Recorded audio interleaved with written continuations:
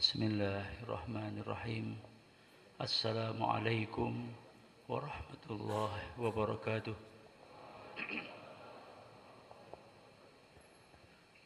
Alhamdulillahirabbil alamin. Nahmaduhu wa nusalli wa nusallimu ala rasulil karim. Amma ba'd. Qala Allah ta'ala a'udzu billahi minasy syaithanir rajim. يا أيها الذين آمنوا اتقوا الله وقولوا قولا سديدا يصلح لكم أعمالكم ويغفر لكم ذنوبكم ومن يطع الله ورسوله فقد فاز فوزا عظيما صدق الله العظيم. Jamaah sekalian yang dimuliakan Allah Subhanahu wa taala, malam hari ini Allah Subhanahu wa taala mengumpulkan kita di sini untuk satu usaha untuk memikirkan akhirat kita, akhirat keluarga kita, dan akhirat umat di seluruh alam. Kehidupan akhirat adalah kepastian. Kehidupan yang hakiki adalah kehidupan setelah mati. Hidup di dunia ini sebenarnya bukan kehidupan yang hakiki. Kehidupan yang hakiki itu justru setelah kehidupan dunia ini. Kehidupan di sini akan berakhir dengan datangnya kematian, sementara di akhirat kehidupan yang tidak ada akhirnya lagi. Setiap pertemuan di dunia ini akan berakhir dengan perpisahan. Kesedihannya tidak abadi, kebahagiaannya tidak abadi. Menangis dan tertawa, sedih dan gembira, perang dan damai, sehat dan sakit, itulah kehidupan dunia. Seluruh penderitaan yang ada di dunia ini dikumpulkan menjadi satu, tidak lebih daripada setetes penderitaan yang disimpan di gudang khazanahnya Allah SWT.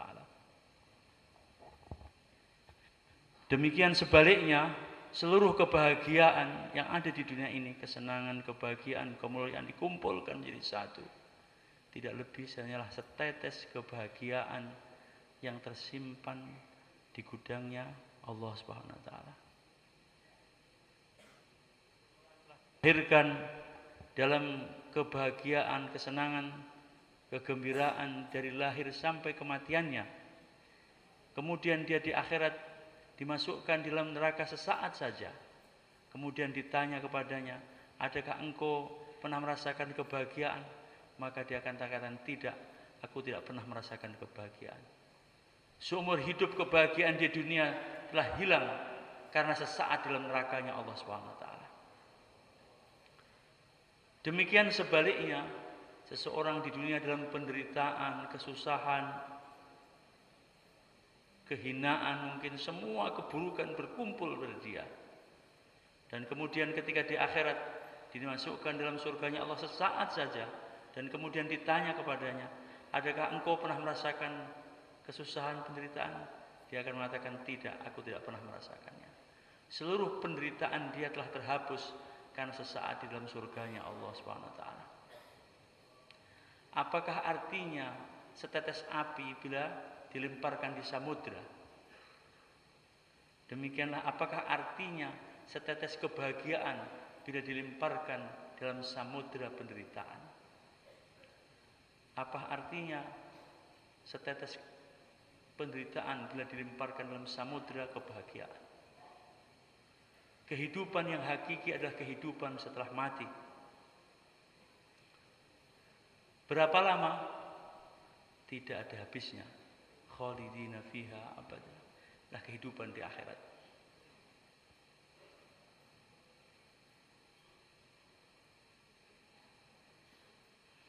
Persiapan kehidupan akhirat yang miliaran tahun itu di mana? Di sini. Beberapa waktu kita hidup di dunia ini akan mempengaruhi akhirat kita. Duduk kita di sini mempengaruhi akhirat kita, tarikan nafas kita mempengaruhi akhirat kita, kedipan mata kita mempengaruhi akhirat kita. Dan kita ingin membangun akhirat kita. Kita tidak ingin menghancurkan akhirat kita.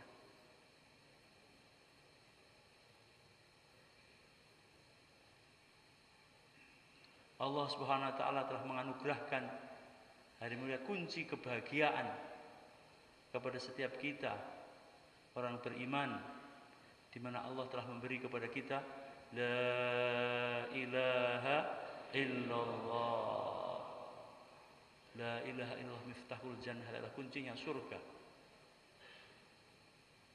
Dan di surgalah sempurna kenikmatan yang Allah berikan kepada hamba-hambanya.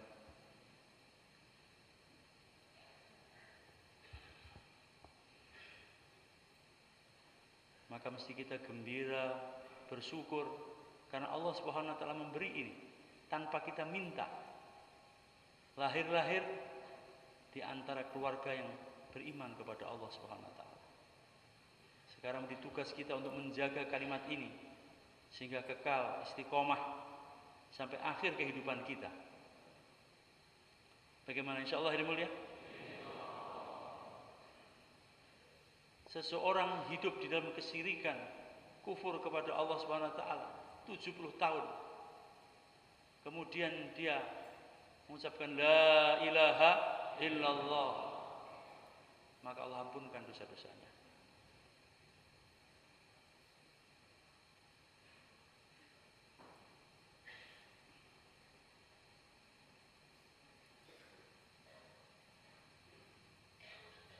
Satu penyakit berbahaya menebar di seluruh dunia. Hanya masalahnya sedikit orang yang memahaminya dan memandang itu penyakit, maka biasa saja, sehingga perkara besar itu tidak kelihatan besar. Apakah itu hari mulia? Kesyirikan. Adanya ghairullah di dalam hati. Bila ada selain Allah di dalam hati, ini penyakit yang berbahaya.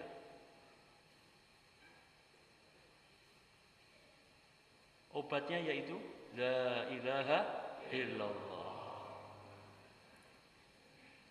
Mentobati kesyirikan itu dengan la ilaha illallah. Orang yang paling baik, generasi terbaik daripada umat ini, di mana hidup dalam bimbingan Nabi. Dan Allah sendiri mengatakan, aku telah mengumpulkan hati-hati terbaik di kalangan manusia setelah para nabi dan para rasul. Aku letakkan di kanan kirinya Muhammad SAW. Itulah hati-hatinya para sahabat. Hati-hati yang terbaik, yaitu hati-hatinya para sahabat. Tapi Rasulullah SAW katakan kepada mereka, jadidu iman, perbaharui iman kamu.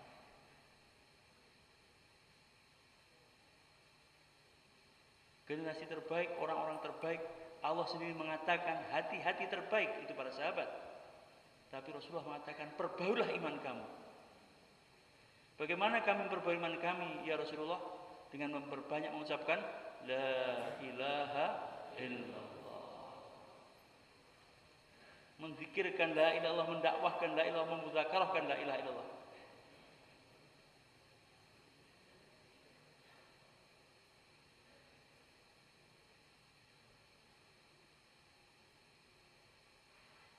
Para sahabat khawatir kalau mereka itu orang munafik, imannya tidak betul, mereka khawatir.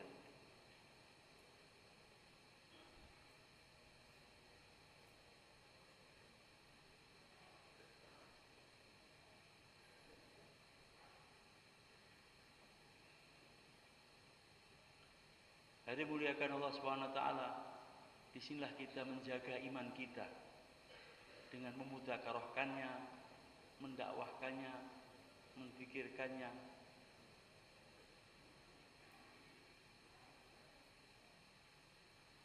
Untuk mengulang lagi dan lagi bahwa tidak ada yang kuasa di dunia ini, di akhirat nanti kecuali satu saja. Siapa yang mulia? Allah. Menafikan semua yang ada, bumi, langit, bulan, bintang, matahari. Tidak ada yang kuasa cuma satu saja, Allah SWT. Malaikat-malaikat tidak ada kuasa. Jibril, Mikail, Israfil tidak ada kuasa. Allah yang kuasa.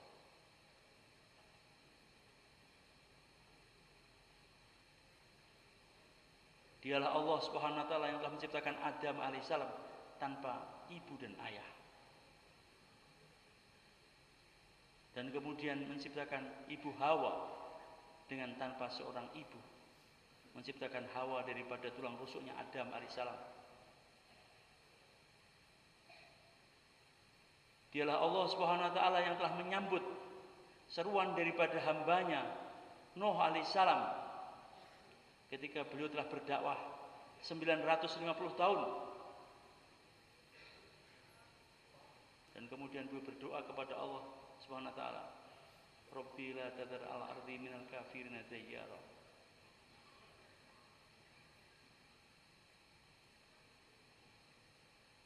Ya Allah, bersihkan bumi dari orang kafir. Maka Allah telah menyambutnya dengan menurunkan hujan daripada langit, mengeluarkan air daripada bumi, sehingga bumi tergenang.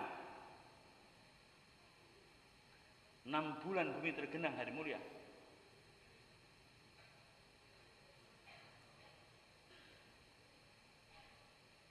Dialah Allah Subhanahu wa taala yang telah menyelamatkan kekasihnya Ibrahim alaihissalam dari kobaran api yang dinyalakan oleh Namrud laknatullah alaih.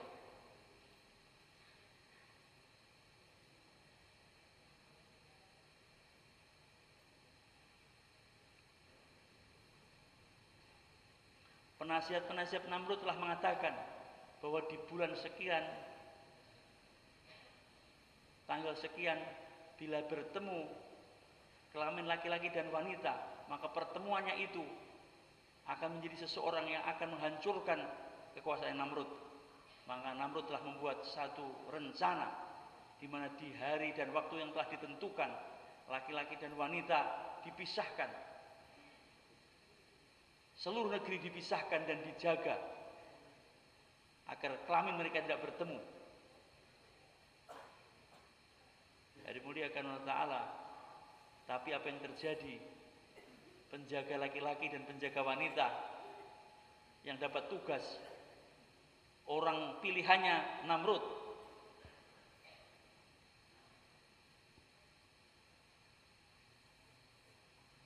Ketika malam sudah mulai dingin, sunyi senyap, tinggal mereka berdua yang menjaga, maka terjadilah apa yang terjadi, hari mulia, yang tidak diharapkan oleh Namrud dan penasihat-penasihatnya. Akhirnya kedua kelamin itu bertemu, dan kemudian lahirlah dia, Ibrahim alaihissalam.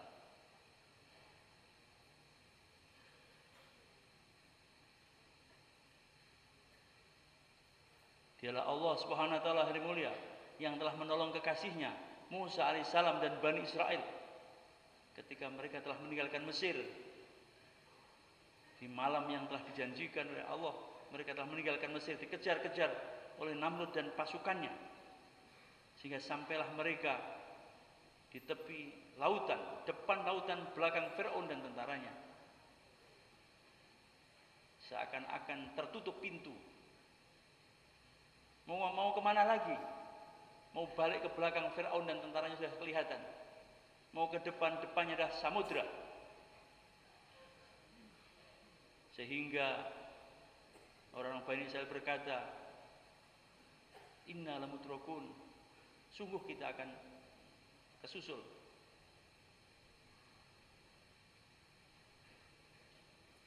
Akan tetapi Nabi Musa alaihissalam, dia yang memiliki ta'aluk dengan Allah Subhanahu wa taala, mengatakan, kala, tidak, sekali-kali tidak. Inna ma'i rabbi sayahdin, sesungguhnya Tuhanku bersama dengan aku, Tuhanku beri petunjuk kepadaku. Maka datang perintah daripada langit, pukul samudra. Ketika seakan-akan tidak ada jalan keluar, maka saat itu justru datang pertolongan Allah yang besar. Samudra telah dipukul dengan tongkatnya Nabi Musa alaihissalam, dan samudra telah terbuka 12 jalan untuk 12 kabilah bagi Bani Israel, sehingga mereka telah melewati laut yang terbelah itu. Di laut yang sama Allah telah selamatkan Nabi Musa alaihissalam dan Bani Israel, dan di laut yang sama itu Allah telah menghancurkan Fir'aun dan pasukannya. Siapa yang kuasa, hari mulia? Allah. Laut terbelah bukan karena kehebatan tongkatnya Musa alaihissalam, bukan kehebatannya Musa alaihissalam, tapi kehebatan dan kuasa Dia yang memerintahkan, mengutus Nabi Musa alaihissalam. Siapa yang mulia? Allah. Kekuatan yang menghantar bersama dengan kekuatan yang dihantar.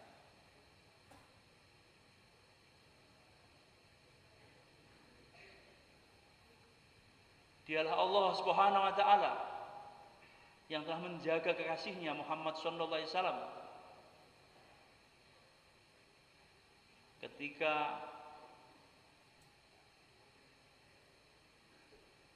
wakil-wakil suku daripada orang-orang Arab telah berkumpul bermusyawarah dan iblis telah datang dengan memberi usulan untuk menyelesaikan permasalahan ini cuma satu, bunuh saja itu Muhammad sallallahu alaihi wasallam. Kalau nanti dibunuh maka Bani Hasyim akan menuntut kepada kami. Mudah saja, ambil seluruh pemuda-pemuda daripada Quraisy, wakil-wakil suku daripada orang Arab ini, sehingga nanti Bani Hasyim tidak lagi bisa menuntut atas kematian Muhammad. Maka demikianlah akhirnya usulannya iblis tadi, setan yang menyerupai manusia, yang duduk dalam musyawarah harian di dekat masjid Masjidil Haram, Darunat 2. Ini tempat musyawarah wakil-wakil rakyat, tempat musyawarah wakil-wakil rakyat Quraisy dari mulia. Ternyata ada setan jin yang menyerupai manusia, ketoke menungso, ngombe kopi bareng, tapi usulannya buat perpecahan kepada umat.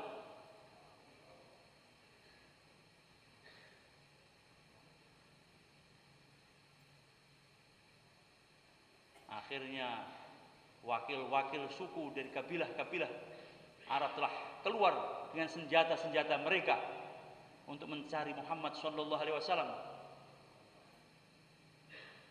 Dikepunglah rumahnya Nabi hari mulia.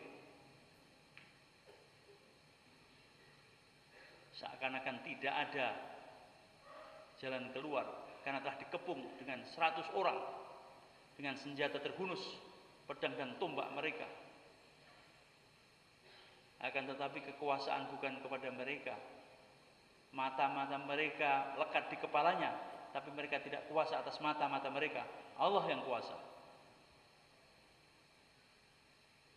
Nabi berdoa mengambil segenggam tanah. Maka mereka ngantuk, tertidur. Nabi keluar tidak tahu. Sayyidina Ali menunggu tidur di situ. Dan Nabi kemudian menjumpai Abu Bakar di waktu-waktu yang tidak biasa bertemu dengan Abu Bakar. Ada apa ya Rasulullah, engkau datang di waktu yang tidak biasanya? Allah telah mengizinkan aku untuk hijrah. Apakah engkau memperkenankan aku untuk mengikuti? Ya, aku telah menyiapkan untuk engkau ya Rasulullah, kata Abu Bakar. Maka akhirnya kemudian Abu Bakar dan Rasulullah meninggalkan Mekah, pergi ke Gua Thur hari mulia.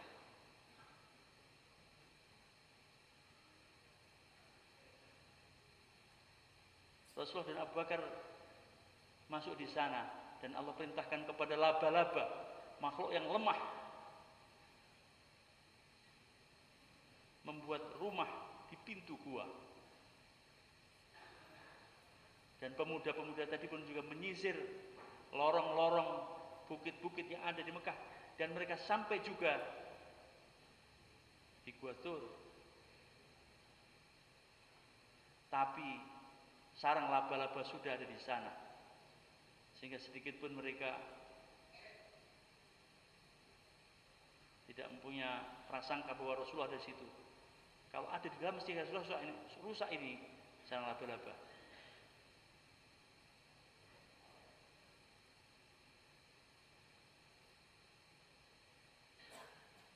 Abu Bakar ketakutan hari mulia.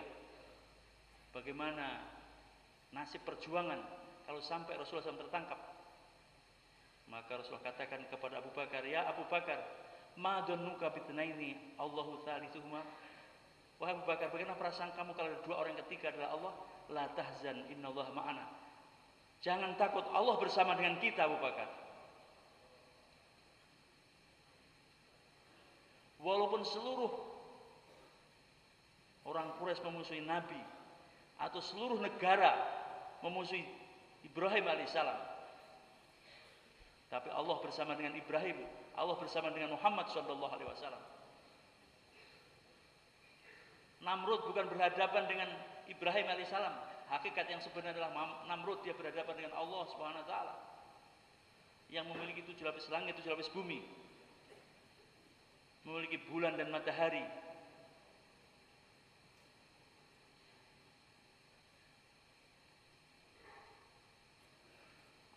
Maka dai itu hatinya cukup tenang bersama dengan Allah Subhanahu wa taala, walaupun dia tidak ada apa-apa.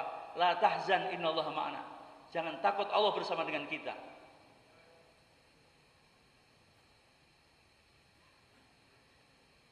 Walaupun seakan-akan tidak bisa berbuat apa-apa, Allah kuasa untuk membuka pertolongannya, datang nusratullah ghaibiyah kepada umat.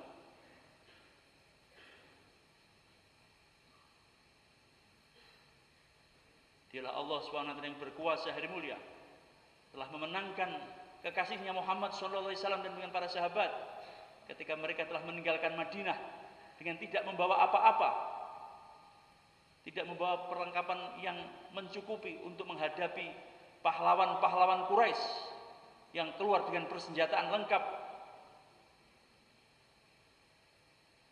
Mereka telah bertemu di Badar.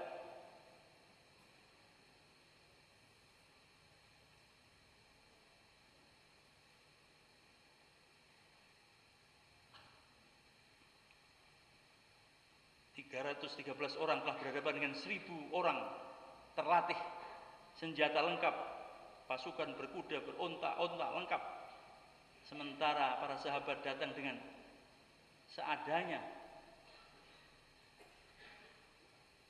Mereka membawa pelepah-pelepah kurma. Tapi Allah berpihak kepada mereka, sehingga pahlawan-pahlawan Quraisy telah tewas di sana. Dan Rasulullah memberi kabar kepada para sahabat, kabar gembira kepada mereka. Nanti Abu Jahal mati di sini, ini dia mati di sini, akan mati di sini, akan mati di sini. Dan apa yang kata Rasulullah benar.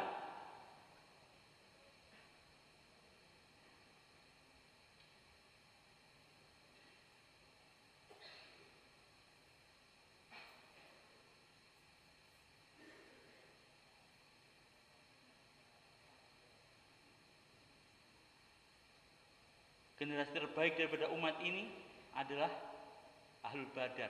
Malaikat-malaikat terbaik di langit adalah malaikat-malaikat yang dulu ikut di Badar juga. Bukan hanya sahabat dari mulia, malaikat juga yang dulu dikirim oleh Allah SWT membantu Rasul dan para sahabat menjadi malaikat-malaikat mulia.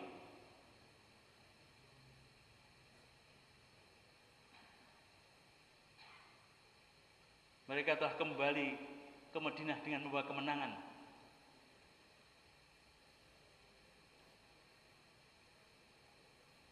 Akan tetapi demikianlah ini agama telah mengajarkan kepada para sahabat dan kepada kita semuanya bahwa kemenangan itu bukan dari mereka. Tapi Allah SWT katakan wa ma ramaita itu ramaita walakinnallaha rama. Ketika engkau melempar, bukan engkau yang melempar, tapi aku yang melempar. Ketika engkau membunuh, bukan engkau yang membunuh, tapi aku yang membunuh. Walaupun kemenangan didapatkan, tapi harus menafikan bahwa apa yang terjadi itu bukan kekuatan siapapun juga, kecuali kekuatan satu saja. Siapa yang mulia? Allah.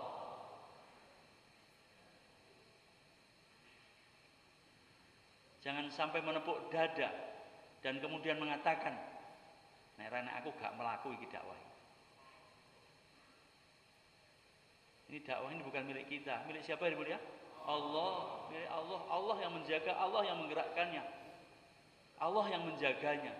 Hanya demikian Allah ingin memuliakan hamba-hambanya dengan memberi kesempatan mereka dengan kata-kata pengorbanan. Pengorbanan apa? Kita datang di dunia tidak modal. Modal apa? Kita tidak modal apa-apa, lahir dalam keadaan telanjang, tidak bawa apa-apa, miskin. Kemudian Allah mengkayakan kita. Bodoh, kemudian Allah memandaikan kita. Lemah, kemudian Allah menguatkan kita.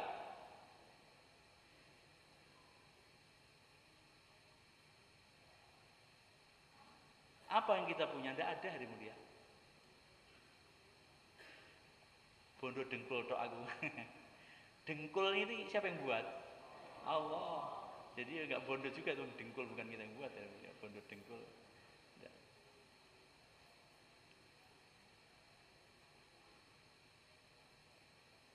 Allah yang dulu, Allah yang sekarang juga. Allah yang dulu menolong Nabi Ibrahim, Allah juga yang dulu menolong Nabi Musa alaihissalam, dan Allah juga yang menolong kasih Muhammad sallallahu alaihi wasallam. Dan ketika para sahabat bersama dengan usahanya Rasulullah SAW, demikianlah pertolongan Allah itu selalu bersama dengan mereka. Nabi tidak ada, tapi mereka bersama dengan usaha Nabi, amalan Nabi, kerja Nabi. Pertolongan Allah bersama dengan mereka, sehingga Allah telah menolong mereka di Qadisiyah.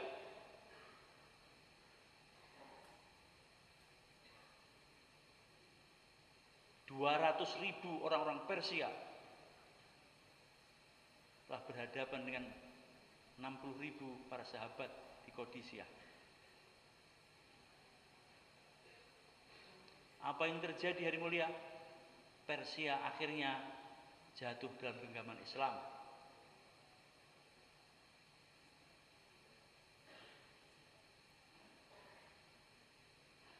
Demikian juga Romawi Timur yang menguasai Palestina, menjadikan Yerusalem menjadi ibu kotanya.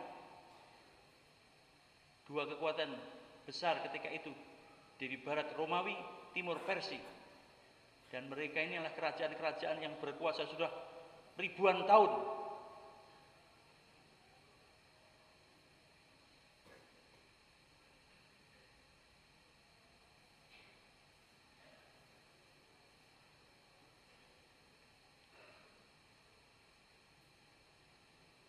Ketika sahabat telah masuk ke mendekati Palestina, maka Raja Yerusalem, Raja Romawi Timur telah menaburkan uang-uang emas di jalan-jalan,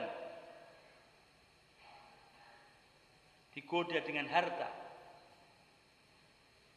Tapi ini sahabat ini berjuang bukan karena harta,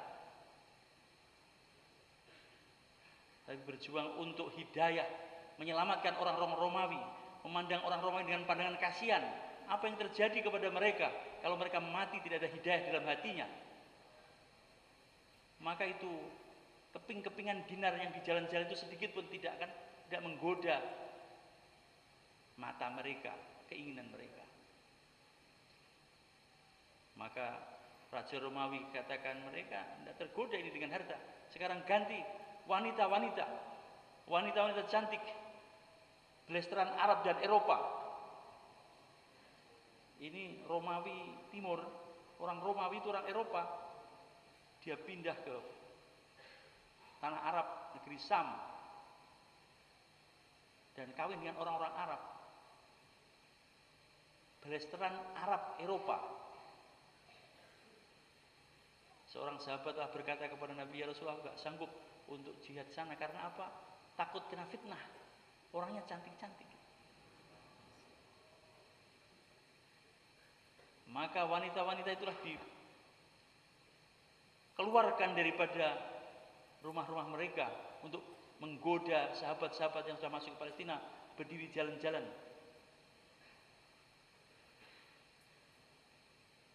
Tapi sahabat ini bukan manusia bumi hari mulia, manusia langit yang di bumi. Sehingga tidak terkesan dengan lempung-lempung itu.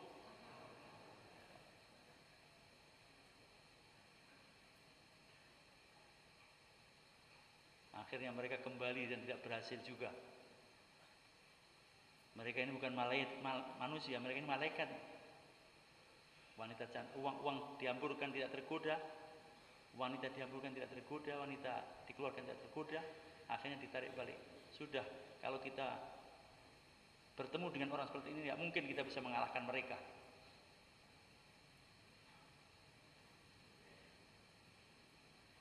Akhirnya Raja Yerusalem, mereka buat musyawarah, sepakat menyerahkan pintu gerbang kerajaan Romawi Timur kepada para sahabat. Sudah tidak usah perang. Perang daripada perang nanti banyak korban. Sudah kita buat perjanjian saja, kami nyerah.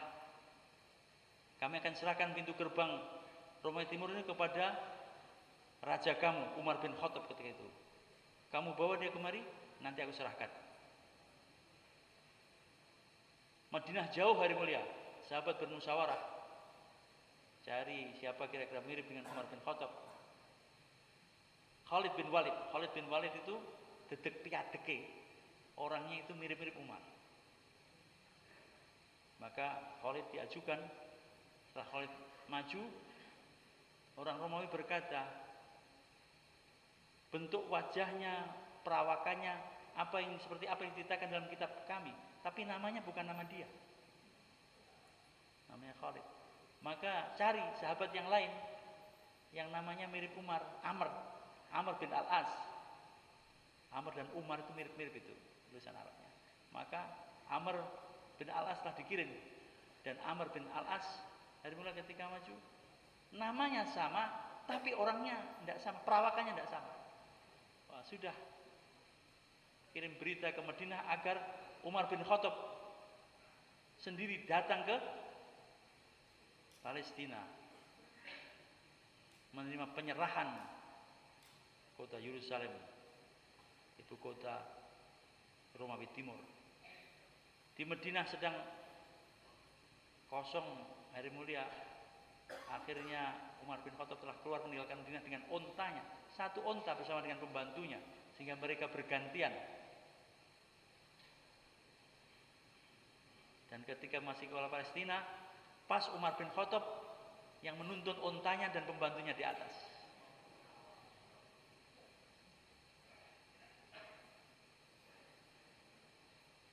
Demikianlah hari mulia, akhirnya Palestina jatuh di tangan Islam, Persia jatuh di tangan Islam, Habasyah jatuh di tangan Islam, negeri demi negeri.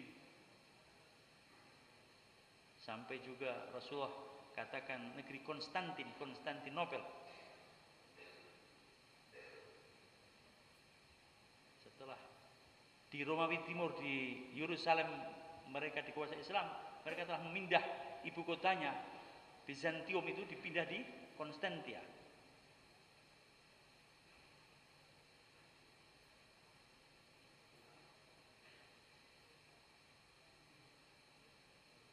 Tapi demikianlah hari mulia, apa yang dijanjikan Rasulullah SAW menjadi kenyataan. Konstantin akhirnya jatuh juga dalam pelukan Islam 700 tahun setelah meninggalnya Rasulullah SAW. Konstantin akan jatuh, di mana raja yang menguasai ketika itulah raja terbaik dan pasukan terbaik. Maka ini senantiasa menjadi mimpi dari setiap raja-raja Islam ketika itu untuk mewujudkan janjinya Rasulullah SAW bahwa yang akan menaklukkan Konstantia adalah raja terbaik dan pasukannya pasukan terbaik.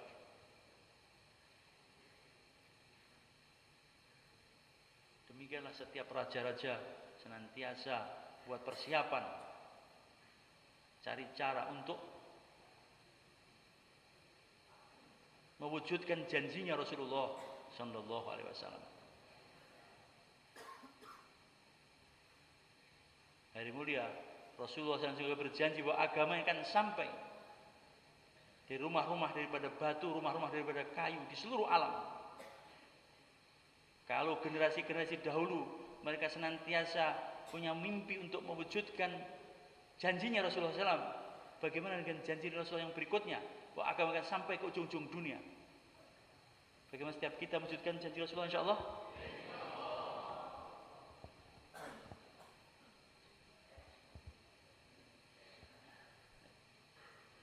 Sekarang mungkin jamaah belum bisa bergerak, tapi Allah Subhanahu wa taala tidak bergantung dengan jamaah. Allah telah memberi kepada Umat ini dakwah dan doa. Dakwah dan doa menjadi senjata pamungkas umat akhir zaman. Dakwah dan doa.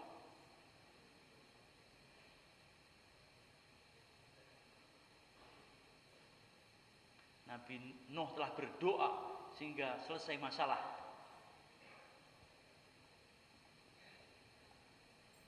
Ketika asbab-asbab kebendaan, asbab zahir yang tertutup depan lautan belakang Fir'aun, maka datang suatu ghaibiyah yang dahsyat kepada Bani Israel.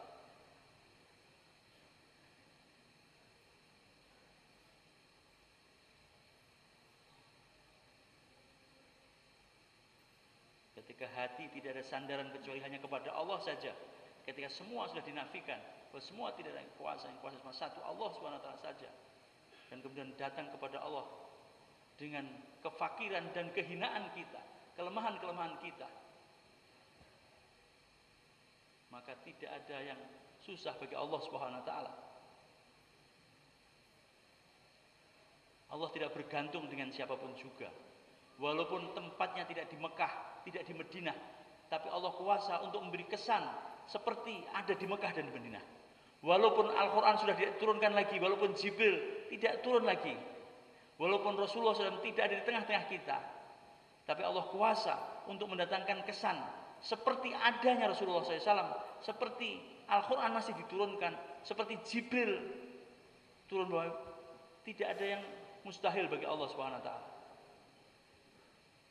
Allah punya kuasa, dan kuasa Allah tidak ada yang membatasi, punya kuasa mutlak.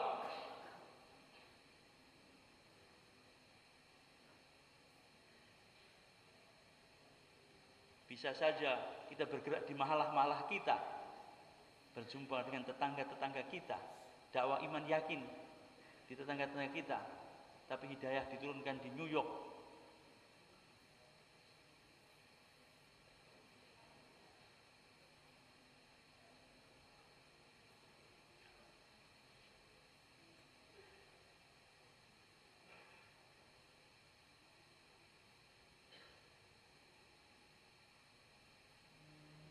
Orang-orang ghairul Islam punya makar, tapi makar Allah lebih dahsyat lagi. Negeri-negeri Eropa telah menguasai negeri-negeri Islam. Inggris, mereka menguasai India, Pakistan, Bangladesh, dalam dulu Inggris yang berkuasa. Perancis, Aljazair, Maroko menguasai Perancis. Dan kemudian negeri-negeri jajahan itu, pemuda-pemuda mereka, anak-anak negeri itu dibawa ke tempatnya penjajah, dididik dengan pendidikan mereka, dibawa ke negeri mereka, harapannya bisa menjadi kaki tangan penjajah di negeri-negeri jajahan. Akan tetapi apa yang terjadi? Orang-orang India, Pakistan, Bangladesh telah tinggal di Inggris, dan kemudian telah membuat komunitas Islam di sana, dan dakwah telah berkembang di Inggris karena orang-orang dari India, Pakistan, Bangladesh yang kemudian mendirikan masjid, mendirikan madrasah-madrasah, sehingga santri-santri dari London dikirim ke ujung-ujung dunia untuk menjadi imam tarawih di bulan Ramadan.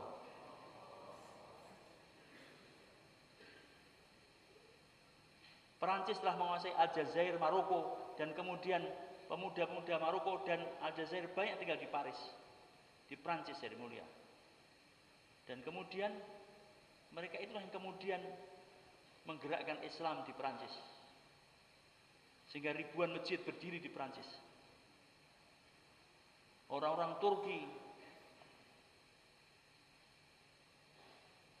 tinggal di negeri-negeri Eropa, di Jerman, di negeri-negeri Yugoslavia, Bosnia, Hungaria, dan mereka ini yang kemudian menghidupkan Islam di sana. Sekarang tinggal di Belanda, banyak orang-orang Indonesia yang tinggal di Belanda. Maka menjadi fikir kita, tagazah kita, bagaimana saudara-saudara kita, orang Indonesia yang tinggal di Belanda itu menjadi dai-dai yang ada di Belanda. Ribuan tenaga kerja Indonesia kerja di Korea, kerja di Jepang, dan mereka sekarang ini, hari mulia, yang menghidupkan agama di Korea, di Jepang, membeli kafe-kafe, membeli diskotik dan merubah menjadi musola, masjid-masjid.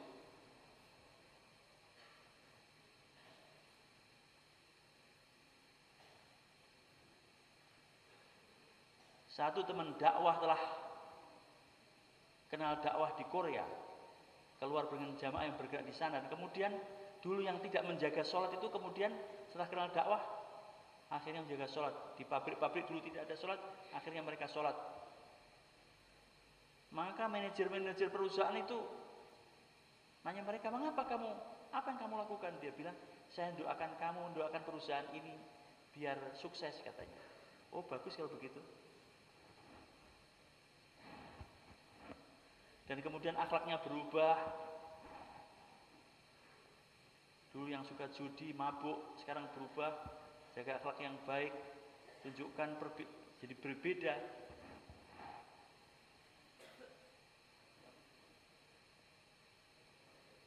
Akhirnya demikianlah di Korea, hidup agama di Jepang.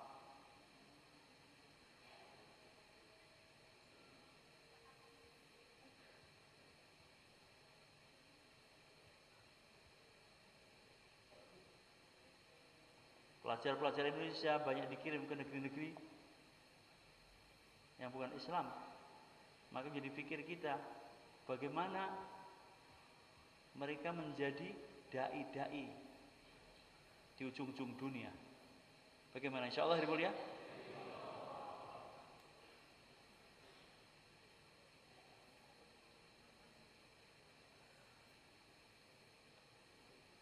Di atas pundak-pundak kita mas'uliyah, tanggung jawab untuk menghidupkan agama di ujung-ujung dunia. Sebagaimana tanggung jawab yang dulu di pundak Abu Bakar Siddiq radhiyallahu anhu, Umar bin Khattab radhiyallahu anhu. Setiap kita punya 3 tanggung jawab sekurang-kurangnya. Pertama mas'uliyah infirodiyah, yang kedua mas'uliyah istimaiyah, yang ketiga mas'uliyah alamiyah. Mas'uliyah infirodiyah, tanggung jawab pribadi mewujudkan agama yang sempurna pada pribadi-pribadi kita. Bagaimana imaniyat, ibadat, muamalat, muasyarah, akhlak wujud sempurna dalam tiap-tiap pribadi kita.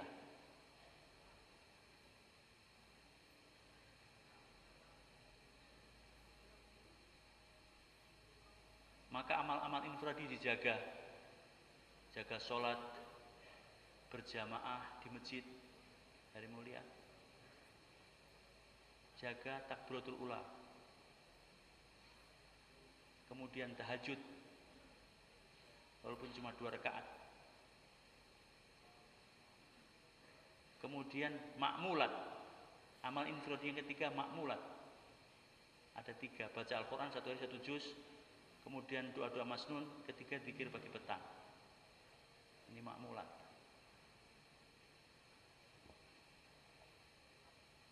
Kemudian yang keempat, ketaatan dalam musyawarah. Di rumah-rumah kita ada musyawarah, di malah-malah kita ada musyawarah.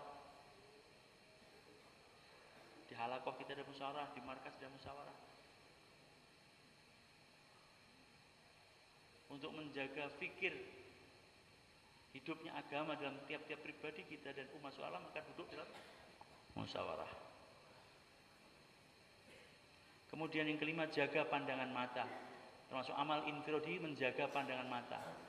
Bila mata ini dibuka, maka apa yang ada di depan mata kita akan masuk dalam hati kita.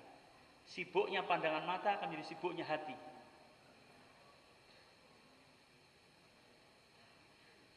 Menjaga pandangan mata dan menjaga hati. Kegelisahan hati itu karena melihat perkara-perkara yang tidak jelas. Siapa orang yang bisa menjaga pandangan matanya, maka Allah akan beri kelezatan ibadah di dalam hatinya.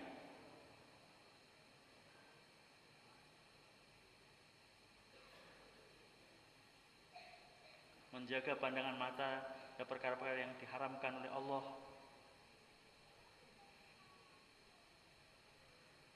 Wanita yang bukan mahramnya, atau laki-laki yang cantik.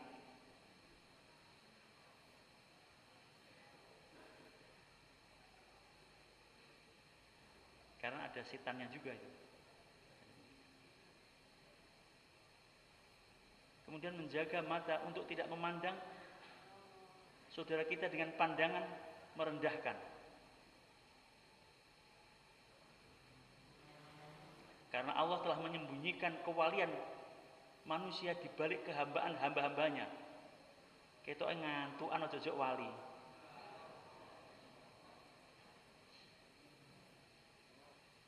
Karena itu jangan meremehkan orang yang ngantuk, hari mulia. Jangan memandang dengan pandangan merendahkan. Oh ngantuk aneh. Nek kecebulan gentang lagi kapok ya. La ilaha illallah.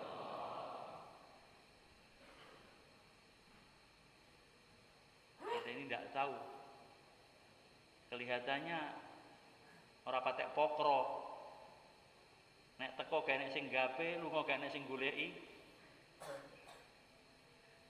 Ngelamar ditolak terus. Tapi tibake nek bengi nangis sak cangkir. Allah. Sak sendoke lara sak cangkir. Kita tidak tahu, hari mulia. Jangan merendahkan siapapun juga. Murid-murid Nabi Isa alaihissalam, orang-orang Hawariyun, wajahnya bercahaya, nampak kesolehan dalam wajahnya. Kalau berjalan dinaungi oleh awan, maka satu orang preman melihat terkesan, weh, ini santri-santri kok eramen toh ya. Aku tak melu aku. Akhirnya itu katalah apa preman atau bajingain itu. Dia itu hatinya tergerak untuk mengikuti murid-muridnya Nabi Isa itu. Mengikuti dalam perjalanan mereka. Tapi ini orang Hawariyun itu, salah satu di antara mereka itu merasa risih. Iki bocah rapat genah ngono melu-melu karo kita orang-orang yang punya makom ini. Maka hari mulia apa yang terjadi? Kerohaniannya itu dipindah sama Allah. Dia yang direndahkan, yang merendahkan dipindah kerohanian kepada dia. Sampai akhirnya awan yang menaungi tadi tidak lagi menaungi ini anak Hawariyun satu itu, tapi menaungi kepada itu orang yang zahirnya itu gak patek jelas.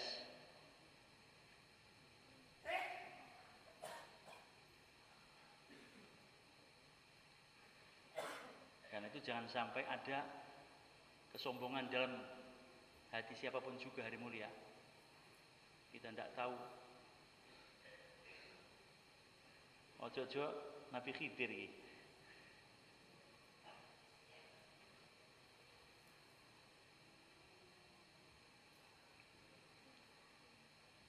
Menjaga pandangan mata, melihat orang lain dengan pandangan memuliakan. Kemudian menjaga pandangan mata untuk tidak melihat dunia dengan pandangan ketamakan dan kerakusan. Penyakitnya mata memang begitu. Dan memang hati itu ada syahwatnya, hari mulia, kepada kebendaan-kebendaan yang ada. Enek motor api didelak tiling ilang-ilingi di motor kok juwentit ini motor apa to jenenge? La ilaha illallah. Sakre pengin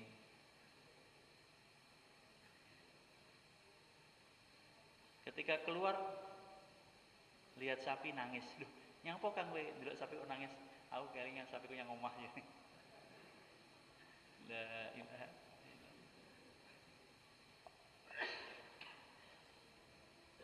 Maka jaga pandangan mata kita, hari mulia.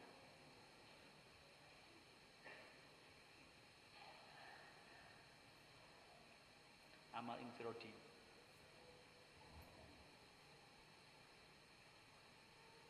Amal rumah.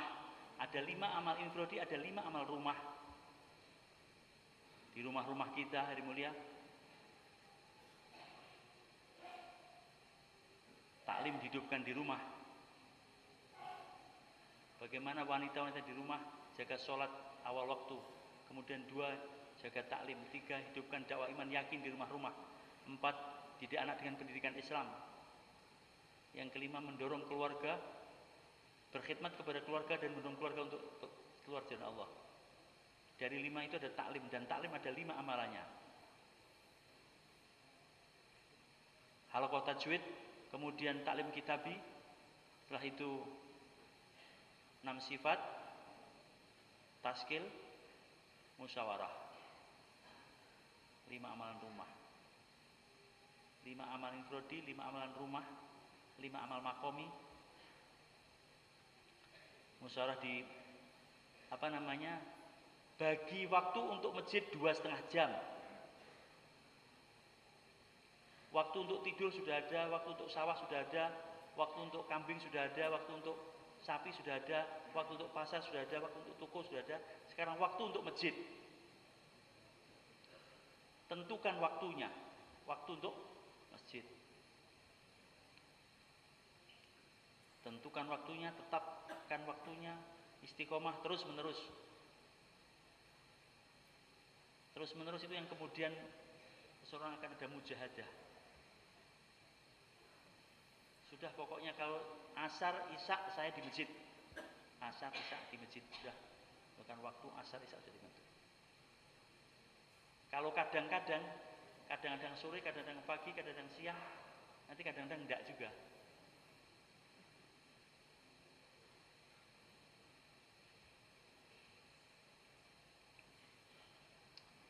Sekolah-sekolah TK itu bisa tegak berdiri karena menentukan waktunya. Murid menentukan waktu, guru menentukan waktu. Anak kecil-kecil umur 5 tahun sudah pokoknya pagi mau mandi, makan terus sekolah katanya. Mak-maknya sampai ikut sekolah. Karena anak-anak ini menentukan waktunya. Guru datang jam 7, anak datang jam 7, mereka bertemu dan PAUD telah berdiri di mana-mana. Sekolah-sekolah berdiri di mana-mana, pabrik berdiri di mana-mana karena menentukan waktunya. Sehingga sekolah hidup, pabrik hidup. Kalau ingin menghidupkan masjid, maka tentukan waktu untuk masjid-masjid kita. Bagaimana? Insya Allah dimulia. Masjid adalah taman-taman surga. Masjid adalah rumah orang-orang takwa. Bila kiamat datang, bumi akan dihancurkan oleh Allah SWT. Masjid-masjid yang dibangun di atas dasar takwa akan diangkat oleh Allah dan akan diletakkan di taman-taman surga-surganya Allah SWT.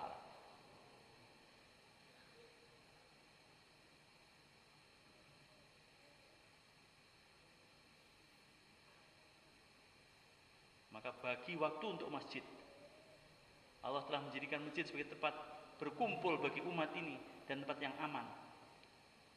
Keberkahan, hidayah curah-curahkan di masjid. Sehingga Nabi Ibrahim alaihissalam telah menempatkan keluarganya di dekat masjid yang ada di Masjidil Haram dan masjid yang ada di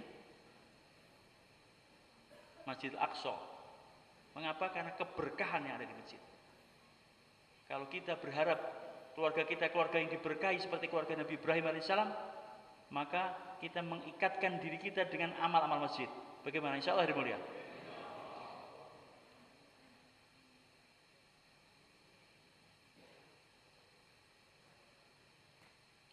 Betapa Allah telah memberkahi keluarga Ibrahim alaihissalam. Sehingga daripada keturunan beliau telah menjadi dai-dai yang menghidupkan agama ribuan tahun. 60.000 nabi-nabi Bani Israel dari keturunan Nabi Ibrahim alaihissalam.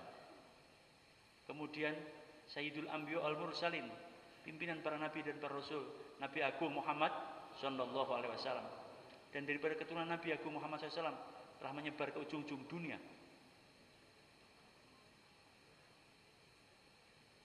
Nabi menurunkan keturunan dari seorang putri, Fatimah Zahra. Dan dari Fatimah telah lahir Sayyidina Hasan dan Sayyidina Husain. Dan pada 2 cucu Nabi ini, keturunan telah menyebar di ujung-ujung bumi untuk menghidupkan agama.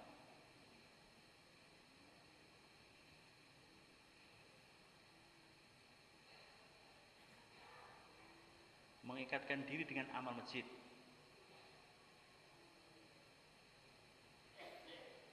Bagaimana? Insya Allah hari mulia.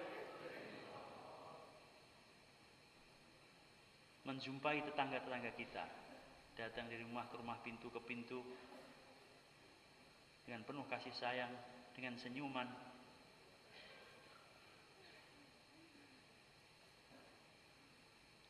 Assalamualaikum.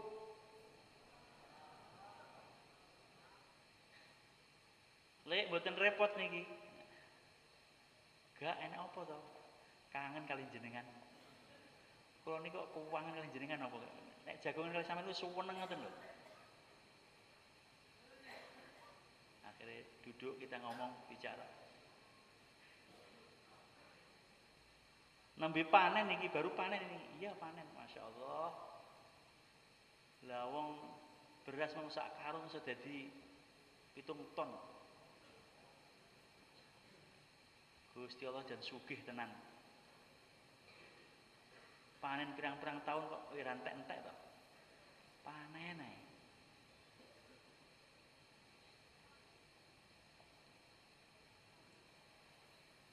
Dakwah yang sempurna, cerita kebesaran Allah.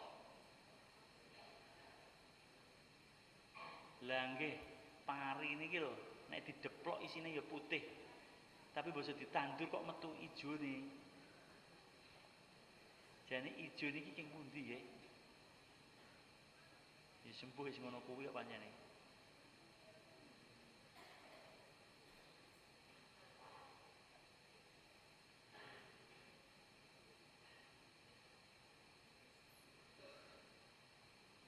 Bagaimana? Insya Allah hari mulia. Datang rumah ke rumah, pintu ke pintu.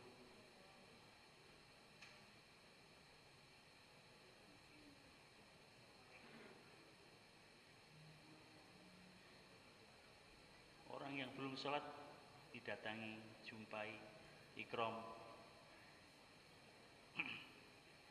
Mangga-mangga kita itu, mangga apa itu? Gadung, bukan mangga hidayah.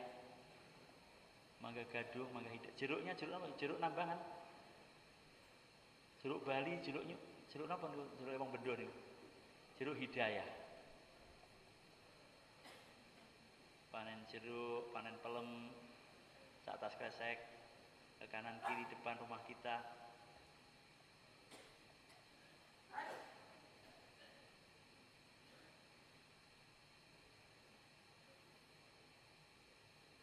Pendekar yang hebat itu kalau menjadikan orang yang jauh dengan kita menjadi dekat, lawan bisa menjadi kawan, itulah pendekar yang hebat. Senjatanya apa? Senjatanya cinta.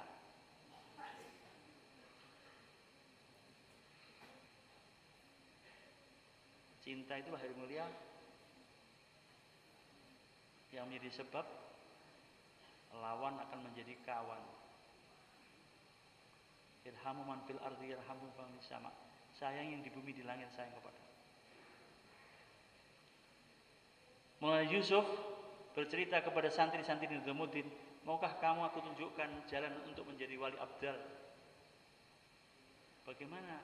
Ya Maulana, beliau katakan, datangkan dalam hati kamu rasa rahmat kepada umat, sayang kepada umat.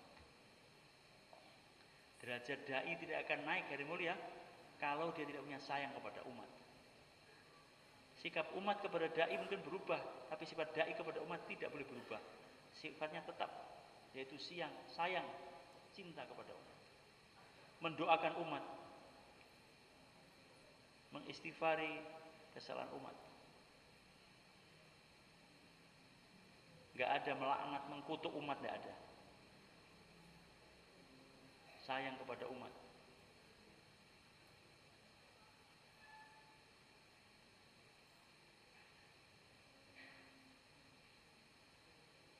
Mendoakan umat seluruh alam. Bagaimana? Insya Allah mulia. Salat hajat 2 rakaat, 4 rakaat, 6 rakaat, berapa rakaat mampu untuk hidayah bagi umat seluruh alam.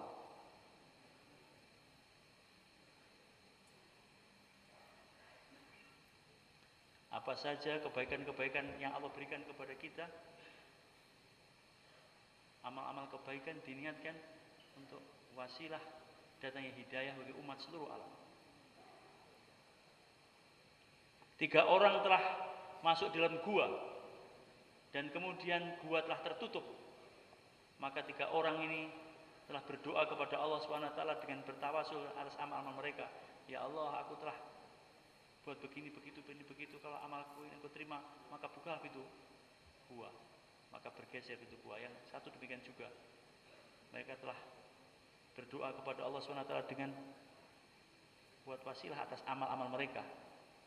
Maka demikian juga hari mulia kita belajar apa amal-amal yang kita lakukan yang Allah telah menolong kita sehingga kita bisa buat beramal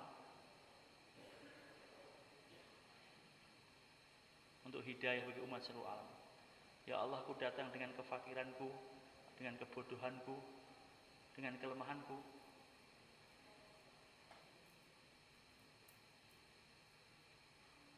Turunkanlah hidayah untuk umat seluruh alam, ya Allah. Hidayah untuk raja-raja, bupati-bupati, gubernur-gubernur, presiden, pejabat-pejabat, orang kaya, orang miskin, semua, diri kita, keluarga kita, anak keturunan kita, manusia dan jin, seluruh alam.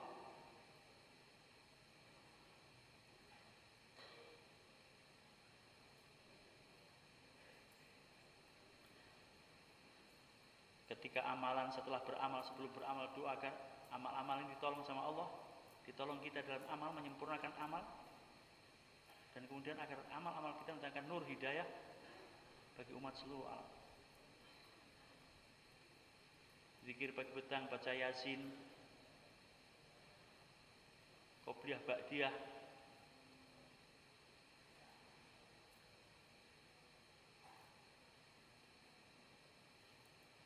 terimalah amalanku ya Allah, jadilah amal ini menjadi tambahan hidayah untukku, keluargaku, anak keturunanku sampai hari kiamat, manusia dan jin sealam sampai hari kiamat. Bagaimana? Insya Allah hari mulia, setiap orang daripada umat ini berhajat atas hidayah daripada Allah Subhanahu Wa Taala, sehingga bisa mengamalkan agama dengan sempurna.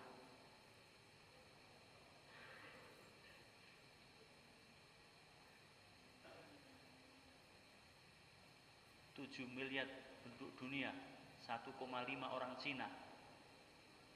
Bagaimana menjadi bagian doa-doa kita agar 7 miliar penduduk dunia ini datang hidayah daripada Allah SWT dan semuanya terselamat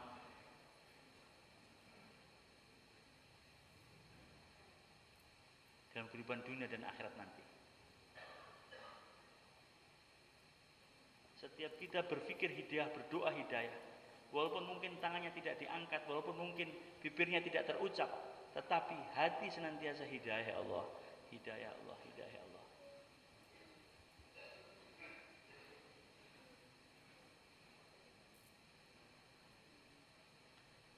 Bagaimana? Insya Allah hari mulia,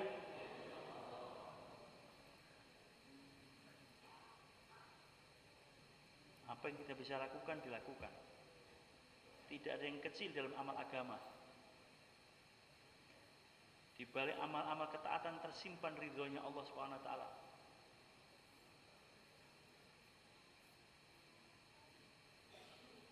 Satu orang amal yang sama, jihad, infak, sedekah haji, amal yang sama, tapi beda satu, subhanallah, derajat dia nanti di surga jaraknya bumi dan langit. Karena itu jangan kita sia-siakan waktu kita di dunia ini.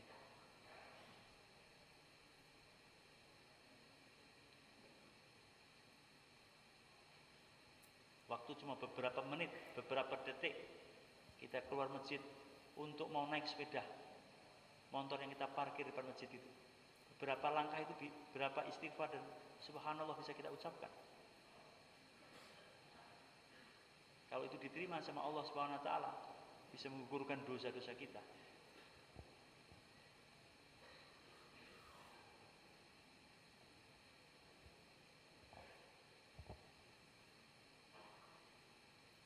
Inilah modal kita untuk membangun akhirat kita di mulia.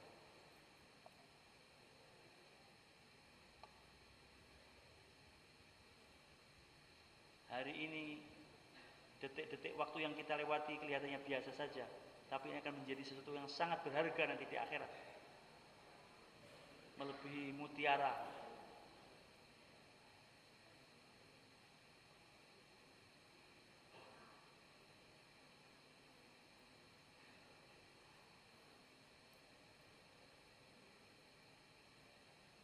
Apalagi bulan-bulan ini bulan Dzulhijjah, Dzulqa'dah, bulan-bulan pengorbanan. Seluruh dunia biasanya bergerak mereka untuk menuju satu titik yang ada di Masjidil Haram yang ada di Mekah.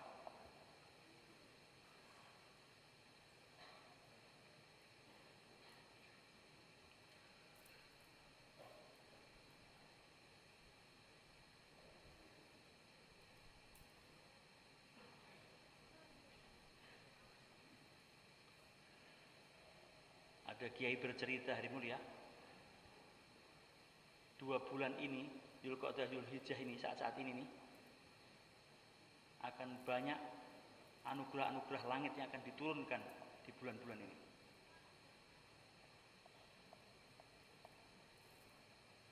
Karena itu kata orang Jawa, bagaimana kita cancut tali wondo, menyingsingkan lengan untuk menyambut anugerah-anugerah Allah.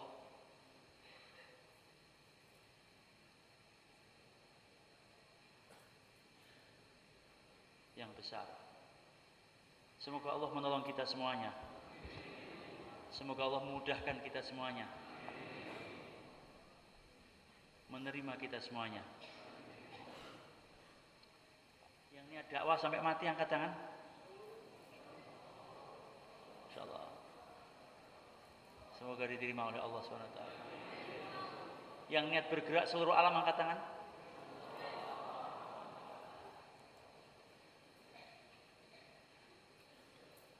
Niat aja sudah dihitung ini, yang mulia. Allah. Jangan takut ditaskil ini, yang mulia. Niat yang besar.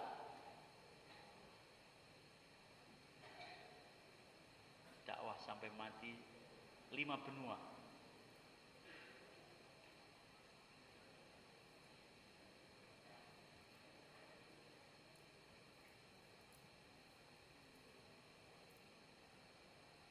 Sebagai buktinya boleh juga ditulis. Nama-namanya itu ditulis. Sehingga buku tastil penuh dengan nama-nama sampean. Kok jenengmu kabeh to, Kang? Aku niat terus kok.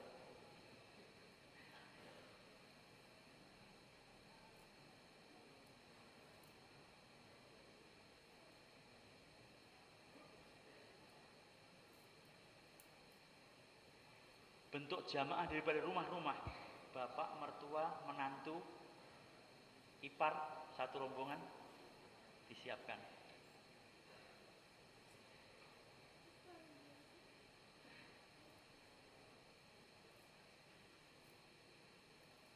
Ikrimah bin Abi Jahal, Abu Jahal itu Fir'aunnya umat ini, kata Rasulullah. Tetapi beliau telah membuktikan kesetiaannya kepada Nabi, di mana telah meninggalkan Mekah dengan seluruh keluarganya. Sampai keluarganya itu syahid semua, tinggal satu saja pulang ke kampung. Itu Ikrimah. Sekarang kita bukan tasbih untuk syahid dari mulia, tasbih untuk niat.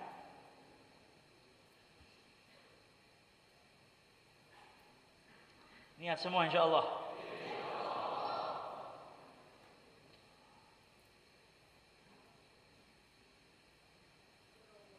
Itikaf di mahalah-mahalahnya hari mulia. Kita pikir sekarang masjid hidup 24 jam. Masjid hidup 24 jam, rumah hidup 24 jam. Digilir anaknya, emaknya, bapaknya, sehingga rumah itu ada amalan. Ada amalan 24 jam.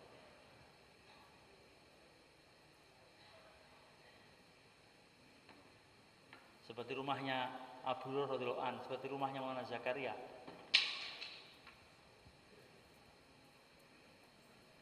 Tongkatnya mau 4 bulan ya kelihatannya. Allah.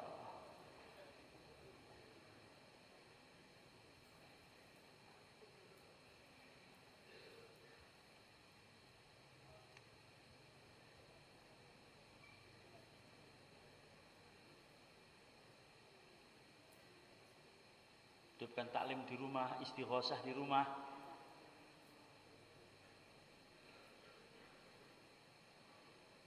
Sehingga rumah-rumah bercahaya, masjid-masjid bercahaya. Nanti di pabrik, di perusahaan, di kantor demikian juga.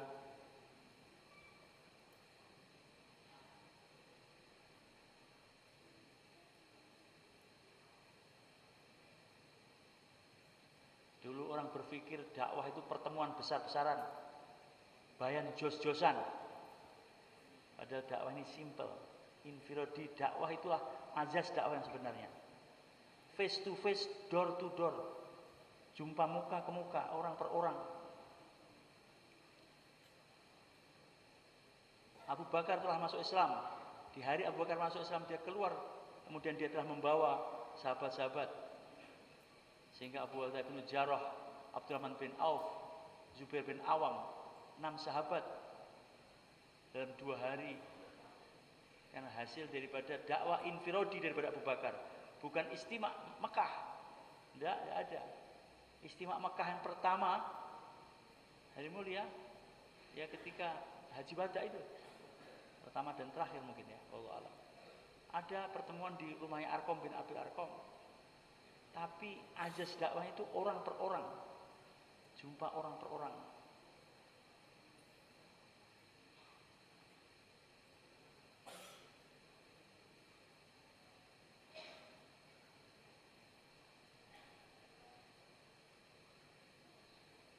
Dil kagom, kerisauan hati. Dakwah itu bermula daripada kerisauan hati. Dil kagom, kerisauan hati. Bukan takrir, bukan bayan, bukan takrir, bukan tahril, bukan tadbir, bukan takrir, bukan bayan, bukan pengaturan tadbir, bukan tulisan. Diperlukan dalam dakwah itu tulisan, diperlukan juga bayan, diperlukan pengaturan, tapi bukan itu azas yang terpenting.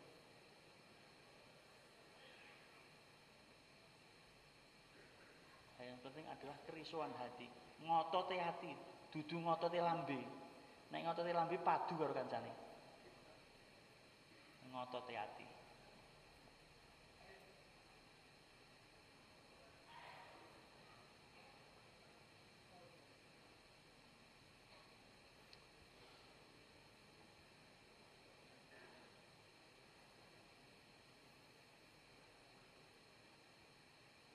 Senantiasa husnudzon kepada Allah Subhanahu wa taala. Kita mesti melihat bahwa apa yang terjadi di dunia saat ini bukan dari siapa-siapa. Oh, ini ulahnya Cina, ulahnya Amerika, bukan. Ini semua dari siapa yang mulia? Allah. Allah yang punya rencana besar. Di balik ini semua pasti ada hikmah daripada Allah Subhanahu wa taala.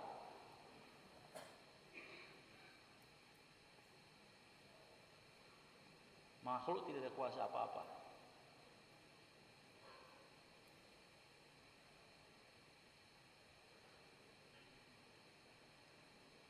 Pak ini konspirasi ini itu hari mulia itu beledok kabeh. Hakikat yang sebenarnya ini semuanya dari siapa? Allah. Apa yang terjadi dari Allah, apa yang sedang terjadi dari Allah, apa yang akan terjadi daripada Allah.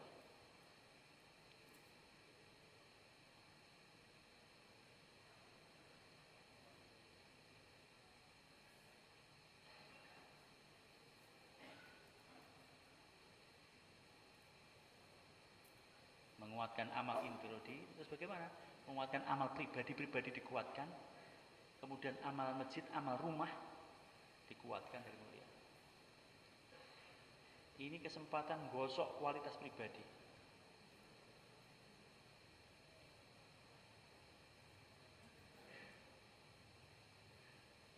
Truk tangki membawa solar 50.000 liter, 5.000 liter, tapi dalam tangkinya truk tidak ada solarnya. Bisa jalan, tidak bisa jalan. Dalam tangkinya truk mesti harus ada solarnya supaya truk bisa jalan. Demikian juga membawa agama yang sempurna ke ujung-ujung dunia.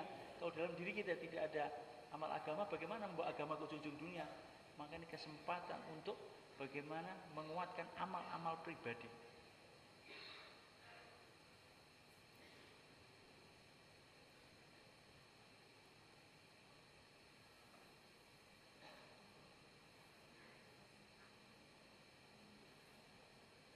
dengan niat yang besar.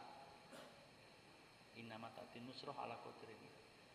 Allah bergantung dengan niatnya. Innamal amalu binniyat. Niat yang besar, niat hidayah untuk jin dan manusia seluruh alam.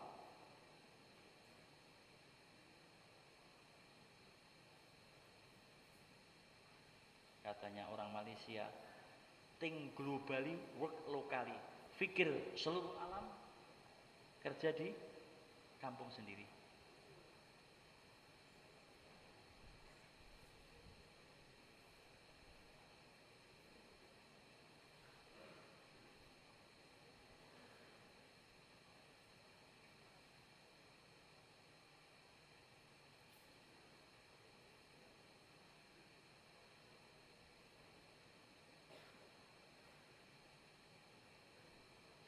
Semoga Allah mudahkan kita semuanya.